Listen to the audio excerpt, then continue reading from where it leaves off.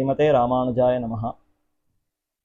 यत्पदाम्बोरुहध्यान विद्वस्ता शेषकल्मषः वस्तुतामुपयातोऽहं यामुनेयं नमामि तम्। நிதியைப் பொழியும் முகிலன்னு நீசரத்தம் வாசல் பத்தி துதிகத்துலகில் துவள்கிண்ணிலேன் இனி. தூய் நெறிசேர் எதிகட்கிறைவன் யமுனைத் துறைவன் இணையடியாம் கதிபெத்துடைய ராமானுஷன் என்று திருவரங்கத்தமுதனார் ராமானுஷருடைய பெருமையை தெரிவிக்கிறார். ராமானுஷருடைய திருவிடைகளை இன்று நாம் பற்றிவிட்டேன். இனி மத்தையோருடைய வாசலிலே நின்று கொண்டு நீ நிதியை பொழியும் முகில், நீதான் கர்ணனை போல அவ்வளவு கொடைத்தன்மை வள்ளல் தன்மை கொண்டிருப்பவன், நிறைய தானம் கொடுக்கிறாய், நிறைய பொற்காசுகளை கொடுக்கிறாய் என்று யார் யார் வாசலிலோ நின்று கொண்டு அவர்களை போற்றி புகழ்ந்து செல்வத்தை பெறக்கூடிய அந்த நிலை எனக்கு வரவே வராது. நிதியை பொழியும் முகிலன்னு நீசர்தம் வாசல் பத்தி துதிகத்துலகில் துவழ்கின்னிலேன் இனி. இனி நான் துவள மாட்டேன். எப்படி இவர்களெல்லாம் ஸ்தோத்திரம் பண்ணி நிறைய காசு பணத்தை சம்பாதிக்கலாம் என்பதில் நான் முயற்சியே பண்ண மாட்டேன். அந்த சிந்தனையே எனக்கு இருக்காது. ராமானுஷருடைய திருவடிகளை கிட்டிவிட்டேன். அவர் எத்தகையவர்? தூய் நெறிசேர் எதிகட்கிறைவன் யமுனைத் துறைவன் இணையடியாம் கதிபெத்துடைய அந்த ராமானுஷர் தூய்மையான நெறி தர்மத்தை சார்ந்திருக்கக்கூடிய அந்த ஆளவந்தார் யமுனைத் துறைவர் யாமுனாச்சாரியர், அவருடைய மேலான உயர்ந்த திருவடிகளை தனக்கு சொத்தாக பெற்றிருப்பவர். அந்த திருவடிகளை எப்பொழுதும் அன்போடு சிந்திப்பவர், தியானிப்பவர். தூய் நெறிசேர் எதிகட்கிறைவன், தூய்மையான அந்த பிரபத்தி மார்க்கத்தை தழுவியிருப்பவர். அது மட்டும் அல்லாது ஆச்சாரிய அபிமானம் என்கிற அந்த உயர்ந்த அந்த மார்க்கத்திலேயே நிற்பவர். ஆச்சாரியராலேயே அபிமானிக்கப்பட்டு சம்பிரதாயத்துக்கு கொண்டு வரப்பட்டவர் யமுனைத் துறைவர். மணக்கால் நம்பி எனும் ஆச்சாரியர் 6 மாத காலம் தூதுவளை கீரையை கொடுத்து ராஜாவாக இருக்கக்கூடிய யமுனைத் துறைவர் ஆளவந்தாரை சம்பிரதாயத்துக்குன்னு மாற்றி கொணர்ந்தாருங்கிற சரித்திரத்தை பலரும் அறிவோம். இப்போ நாம ஒரு ஆச்சாரியரை அடைந்து திருந்த வேண்டி இருக்க, ஆளவந்தாரை ஆச்சாரியர் தாமே வந்து தொண்டு புரிந்து தூதுவளை கீரையெல்லாம் கொடுத்து பச்சையிட்டு அவரை திருத்தி சம்பிரதாயத்துக்கு கொண்டு வந்தார்னா இது எவ்வளவு பெருமை ஆளவந்தாருக்கு. அத்தனை தூய்மையான அந்த நெறி அந்த தர்ம மார்க்கத்தில் இருக்கக்கூடிய யமுனைத் துறைவனை பெற்றிருக்கக்கூடியவர். அவருடைய திருவடிகளா இருக்கக்கூடிய 5 ஆச்சாரியர்களை அடைந்து உஜ்ஜீவனத்தையே பெற்றிருக்கக்கூடிய ராமானுஷர் என்று தெரிவிக்கப்படுகிறது.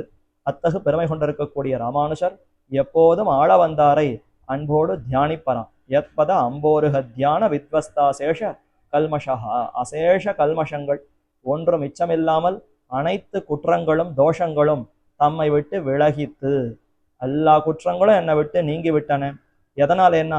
இதோ ஆளவந்தாருடைய ஒன்றுக்கு ஒன்று பொருத்தமாய் அழகு மிளிரக்கூடிய அந்த தாமரையை போன்ற திருவடிகளை உள்ளத்திலே எப்போதும் இருத்தி தியானித்தேன். அந்த தியானத்தினாலேயே அனைத்து கெட்டவைகளும் என்னை விட்டு நீங்கி விட்டன. நான் ஒரு பொருளாக ஆனேன். பொருளல்லாத என்னை பொருளாக்கி அடிமை கொண்டாய் என்ன ஆழ்வார் எம்பெருமானிடத்துல தெரிவித்தார். என்னை புவியில் ஒரு பொருளாக்கி என்று திருவரங்கத்தமுதனார் ராமானுஷரிடத்துல தெரிவித்தார். அந்த ராமானுஷர் நான் ஒரு பொருளாக ஆனது, வஸ்துவாக ஆனதே ஆளவந்தாருடைய கட்டாட்சம், ஆளவந்தாருடைய அனுகிரகம் என்று தெரிவிக்கிறார். அத்தகு பெருமை கொண்டிருக்கக்கூடிய ராமானுஷர் ஆளவந்தார் சன்னதியை நோக்கி எழுந்தருளி பல்லாண்டு பாடுகிறார், மங்களாசாசனம் செய்கிறார். அந்த சமயத்திலே ராமானுஷருடைய பெருமையை விண்ணப்பிக்கக்கூடிய கட்டியங்கள் அற்புதமாக சேவிக்கப்படுகின்றன. 2 கட்டியங்கள்.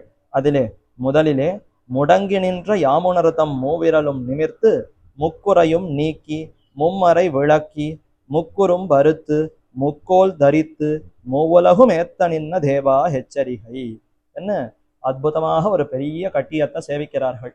முடங்கி நின்ன யாமுனர்தம் மூவிரலும் நிமிர்த்து, யாமுனாச்சாரியரை ராமானுஷர் எப்பொழுது சேவித்தார்? யாமுனாச்சாரியர் இளையாழ்வாரை கட்டாட்சித்தார். இளையாழ்வார் யாதவ பிரகாஷருடைய சீடராக இருந்து கொண்டு தன்னுடைய குருவான யாதவ பிரகாஷரோடு பின்தொடர்ந்து போகக்கூடிய அந்த சமயத்திலே திருக்கச்சி நம்பிகளுடைய புருஷகாரம், அவருடைய சிபாரிசின் மூலமாக இந்த குழு, இந்த யாதவ பிரகாஷருடைய சிஷ்யர்களுக்குள்ளே, இந்த கூட்டத்துக்குள்ளே யார் இளையாழ்வார் என்று ஆளவந்தார் கேட்க, அப்பொழுது திருக்கச்சி நம்பிகள் இதோ இங்க சிவந்து நெடுகி ஆச்சரியமான கண்ணை கவரக்கூடிய ஒரு அழகோடு இருக்கக்கூடிய தேஜஸோடு இருக்கக்கூடிய ஒரு சிறுவர், இவர்தான் அந்த இளையாழ்வார்னு காட்டி கொடுத்தார். ரொம்ப சந்தோஷப்பட்டு ஆம் முதல்வன் இவனென்னு தத்தேத்தி என்று கட்டாட்சித்து நம்மாழ்வாரை எப்படி எம்பெருமான் இந்த சம்பிரதாயத்துக்கே தலைவராய் பிரபன்ன ஜன கூட்டஸ்தராக ஆக்கினாரோ அதே போல இந்த சிறுவனாக இருக்கக்கூடிய இளையாழ்வாரும் இனி இந்த சம்பிரதாயத்துக்கு முதல்வனாக வேண்டும், இவனே முதல்வனாகி ஜெகத்துக்கே ஆச்சாரியராக விளங்க வேண்டும் என்று குளிர கட்டாட்சித்தார் ஆளவந்தார். அந்த கட்டாட்சம் அது ஆளவந்தார் அவர் நேர இளையாழ்வாரை பார்த்து அனுகிரகித்தது. ஆனால் அந்த சமயத்துல இளையாழ்வார் ஆளவந்தாரை சேவித்தரான்னு பார்த்தால் அப்படி ஒரு வாய்ப்பு அவருக்கு கிட்டப்பெறவில்லை. அவர் அந்த குழுவுல அவர் பாட்டுக்கு சென்று கொண்டிருந்தார். தூரத்திலிருந்து தான் ஆளவந்தார் கட்டாட்சித்தார். ஆனால் பெரிய நம்பிகள் ஆளவந்தாரை சேவிக்க போகலாம் என்று இளையாழ்வாரை அழைத்து கொண்டு போனார். போன சமயத்திலே எம்பெருமானுடைய அந்த ஒரு விசித்திர சங்கல்பம், ஆளவந்தார் பரமபதத்தையே அடைந்து விட்டார். பரமபதித்து விட அவருடைய விமல சரம திருமேனித்தான் ராமானுஷர் சேவித்தார். அப்படி சேவிக்கிற சமயத்திலே மிகுந்த வருத்தம், இப்பேற்பட்ட ஆச்சாரியரை நாம் பரமபதித்த பிற்பாடுதானே சேவிக்கக்கூடிய நிலைமை கிட்டியது, முன்பே அவரை சேவித்திருக்கலாம், என்ன இப்படி பெருமான் செய்து விட்டார் என்று திருவரங்கநாதனை கூட சற்று வெறுத்தார் ராமானுஷர். இனி எம்பெருமானை கூட சேவிக்க வேண்டாம், எப்ப ஆச்சாரியருடைய அந்த ஒரு சம்பாஷணம் அவரோடு சேர்ந்து அவரிடத்துல அர்த்தத்தை பெறுதல், அவருடைய அந்த குளிர்ந்த வார்த்தைகளை பெறுதல், இது எதுவுமே நமக்கு கிடைக்கலையோ அப்ப பெருமான் மட்டும் நமக்கு எதற்கு என்று திருவரங்கநாதனை கூட சேவிப்பதில் வெறுப்பு கொண்டு ராமானுஷர் அங்கிருந்து புறப்பட்டார்னு பார்க்கிறோம். அப்படி ஆளவந்தாருடைய அந்த விஸ்லேஷம், அவருடைய பிரிவை பொறுத்து கொள்ள முடியவில்லை. அதே சமயத்திலே திருமேனியை உற்று நோக்கினார். சரி, இறுதியாக திருமேனியாவது சேவிக்கக்கூடிய ஒரு பாக்கியம் பெற்றதே, பெருமானை இணைந்து வெறுத்து என்ன பயன், நம்முடைய பாப்பத்தினால்தான் இது நடைபெற்றிருக்கிறது. கடைசி பட்சம் பெருமாள் ஆளவந்தார் ஆச்சாரியருடைய திருமேனியாவது சேவிக்கும்படியாக நமக்கு ஒரு வாய்ப்பை நல்கி இருக்கிறாரே. என்ன ஆச்சாரியன் சிச்சன் ஆறுயிரை பேணுமவன், தேசாரம் சிச்சன் அவன் சீர் வடிவை ஆசையுடன் நோக்குமவன். சிஷ்யனுக்கு எது கடமைனா ஆச்சாரியருடைய அழகான திருமேனியை எப்பொழுதும் தியானிக்கணுமா. அந்த திருமேனிய அழகை எப்பொழுதும் மனதிலே இருத்தி தியானித்தாலே இவனுக்கு சத்துவகுணம் பெருகும், ஞானம் ஏற்படும். அதுதான் சிஷ்யனுக்கு உண்டான முக்கியமான கடமை என்றுதான் சாஸ்திரங்கள் தெரிவிக்கின்றன. அந்த ஒரு கைங்கரியத்தையாவது நமக்கு பெருமான் நல்கினாரே என்று திருமேனியை முழுவதுமாக நோக்கினார். திருமுடியிலிருந்து திருவடி வரை, ஆளவந்தாருடைய திருவடியிலிருந்து திருமுடி வரை மேலும் கீழுமாக கீழும் மேலுமாக உற்று நோக்கின சமயத்திலே அவருடைய திருக்கைகளிலே ஒரு அந்த வலது திருக்கையில 3 விரல்கள் மடங்கி இருந்தனவாம். அதை பார்த்து ஆச்சரியப்படுகிறார், ஏன் இப்படி 3 விரல்கள் மடங்கி இருக்கிறது?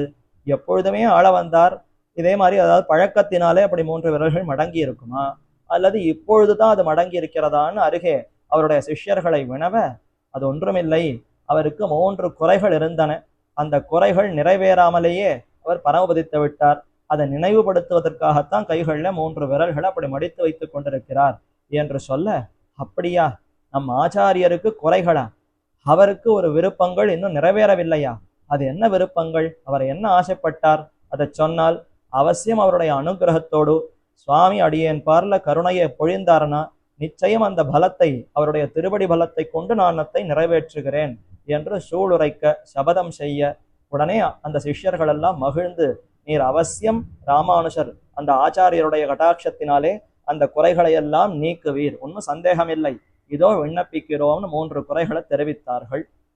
3 குறைகள் என்ன? அதிலே முதலிலே பராசரர் வேதவியாசர் அந்த 2 ரிஷிகளை நாம் எப்போதும் நன்றி உணர்வோடு நினைக்கத்தக்க வகையிலே சிறந்த ஒரு குழந்தைகளுக்கு அவர்களுடைய பெயர்களை இட வேண்டும். அந்த ரிஷிகளுடைய பெயர்கள் நாம் எப்பொழுதும் அப்படி வார்த்தைகள்ல அந்த பெயர்கள் நம்ம அந்த வார்த்தைகள், அதாவது நம்முடைய வாக்குகள் நாம பேசக்கூடிய சமயத்திலேயே பேச்சிலேயே அது நடமாட வேண்டும்.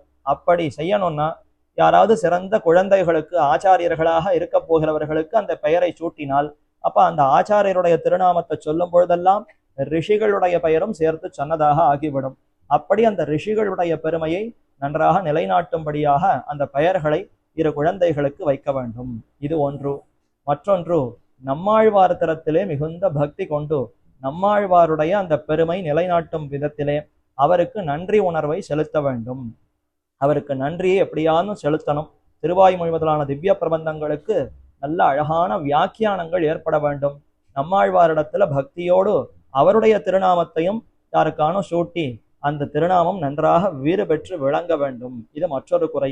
மற்றொன்று, வடமொழி பிரம்மசூத்திரம், அதற்கு போதாயனர் என்கிற சிறந்த ரிஷி ஒரு விருத்தி வியாக்கியானத்தை செய்திருக்கிறார். அதை வாசித்து நம்முடைய விசிஷ்டாத்வைத சம்பிரதாயம் ஸ்ரீ வைஷ்ணவ சம்பிரதாயத்தை தழுவி அழகான ஒரு வியாக்கியானத்தை, அந்த விளக்கத்தை சாதிக்க வேண்டும். இந்த 3 குறைகள் என்று தெரிவித்தார்கள். கேட்டு ரொம்ப ஆச்சரியப்பட்டு, சுவாமியினுடைய கடாட்சத்தினாலே அவருடைய பலத்தினாலே நிச்சயம் இதை செய்து முடிக்கிறேன், சுவாமியே இதற்கு அனுகிரகிக்க வேண்டும் என்று ராமானுஷர் விண்ணப்பித்தார். அதே போல அவர் அந்தந்த காலகட்டத்திலே போய் அதற்குன்னு போதாயன விருத்தி கிரந்தத்தை பெற்று அழகா பாஷ்யத்தை இயற்றினார். ஸ்ரீ பாஷ்யம் என்ற அந்த வியாக்கியானம் கொண்டாடப்படுகிறது. ஸ்ரீ பாஷ்யக்காரர் என்று ராமானுஷருக்கே திருநாமம் ஏற்பட்டது.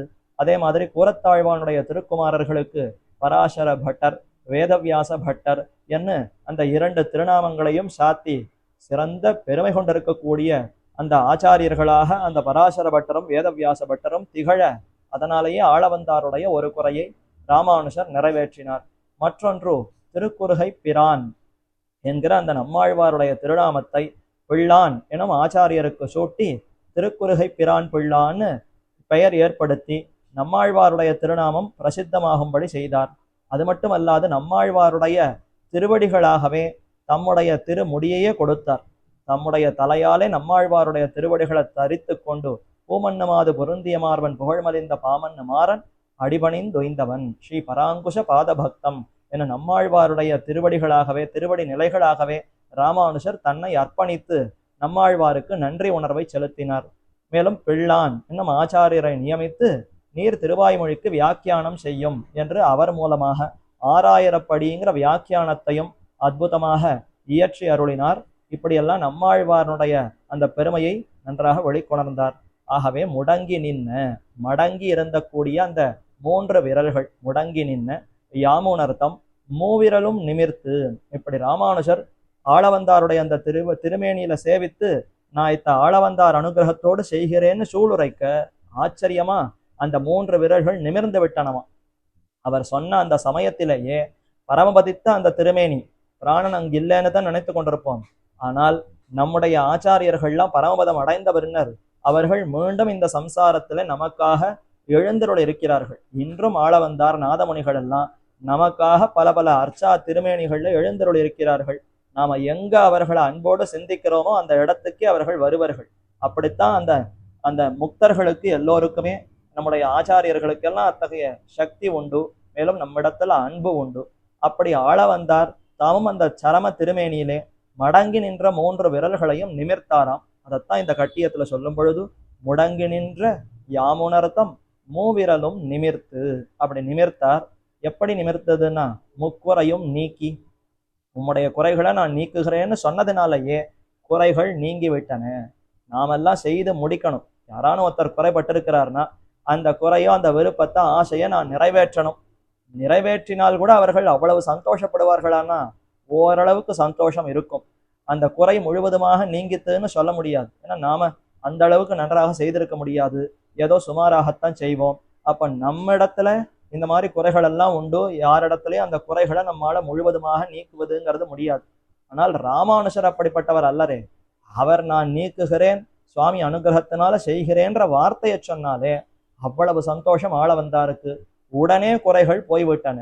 இவர் செய்து முடித்த பிற்பாடுதான் குறை நீர்ந்ததான்னா சுவாமி ராமானுஜர் வார்த்தையால சொன்னாலே குறை போகிவிட்டது.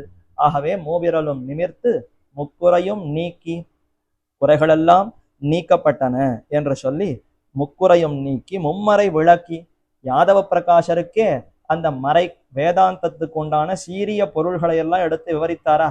யாதவ பிரகாஷர் தம்முடைய அந்த சித்தாந்தத்தை தழுவி இந்த வேதத்துக்கு புறம்பாய் குதிருஷ்டிகள் சொல்லக்கூடிய அர்த்தத்தை சொல்ல, இது வேதத்தினுடைய தாத்பரியம் அல்ல, வேதாந்தத்துக்கு இது கருத்தல்ல என்று அவருக்கே சிறந்த அந்த உண்மையான அந்த பொருளை எல்லாம் எடுத்து உரைத்தார்.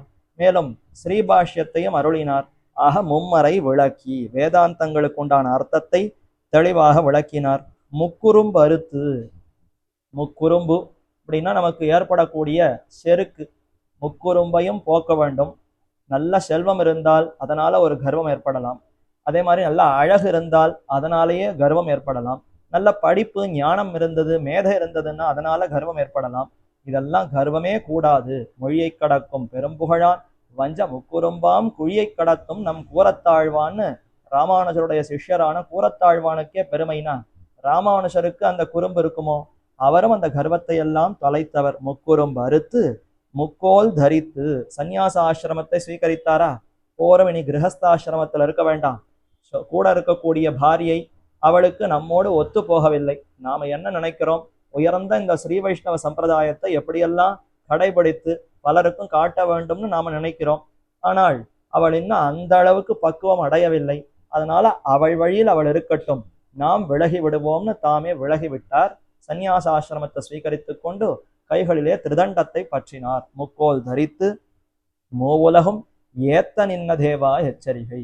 3 உலகத்தவர்களும் சேர்ந்து ஜெய ஜெய ஜெய ராமானுஜ என்று ராமானுஜரை கொண்டாடும்படியாக அத்தகு பெருமையோடு விளங்கினார்னா இதற்கெல்லாம் காரணம் அடியிலே ஆளவந்தாருடைய கட்டாட்சம் என்பதனால தான் ஆளவந்தாருடைய அந்த சன்னதிக்கு முன்பாக ராமானுஷர் வந்த பொழுது இதோ உம்முடைய அனுகிரகத்தினாலே மூவுலகும் ஏத்த நின்ன ராமானுஷர் இதோ உம்மை பல்லாண்டு பாட எழுந்தருளுகிறார். இந்த முதல் கட்டியம் சேவிக்கப்படுகிறது. அடுத்து 2வது கட்டியம். எதிகட்கிறைவன் யமுனை துறைவன் இணையடியாம் கதிபெத்து அவர்க்கு நாம் ஏகலவ்யன் என்ன தேவா எச்சரிகை. அந்த யாமுனாச்சாரியர் எதிகட்கிறைவன் யமுனை துறைவன் சந்நியாசிகளுக்கெல்லாம் சக்கரவர்த்தியாய் ராஜாவாக விளங்கினவர். எல்லா ஸ்ரீ வைஷ்ணவ சந்நியாசிகளுக்கும் தலைமையாய் கோவிலிலே நின்று ஸ்ரீரங்கத்தில இருந்து சம்பிரதாயத்தையே நிர்வகித்தாரா? அப்ப எதிகட்கு இறைவன் யமுனை துறைவன் ஆளவந்தார் எனும் ஆச்சாரியர் அவருடைய திருவடிகளை கதியாக பெற்றார். அந்த திருவடியே நமக்கு உய்வதற்கு ஒரே உபாயம் என்று பற்றினார். அந்த திருவடிகள் தான் நமக்கு பிராப்யம், அடையத்தக்க பயன், புருஷார்த்தம் என்ற அதே திருவடிகளையே எப்பொழுதும் தம்முடைய சிரசாலே தரித்தார்.